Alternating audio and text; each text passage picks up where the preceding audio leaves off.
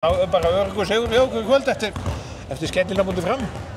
Já, þetta var eiginlega bara, hvað maður að segja, allt annað að sjá til liðsins í dag. Við spilum bara, fannst við svona heilt yfir góðan leik. Varnarleikurinn var góður og náðum að keyra vel á þær og mér fannst bara uppstiltur sóknarleikur bara beinskeyttur og góður og unnum held ég bara sanngjarnt og bara ánægð með liðið. Og varnarleikurinn fín?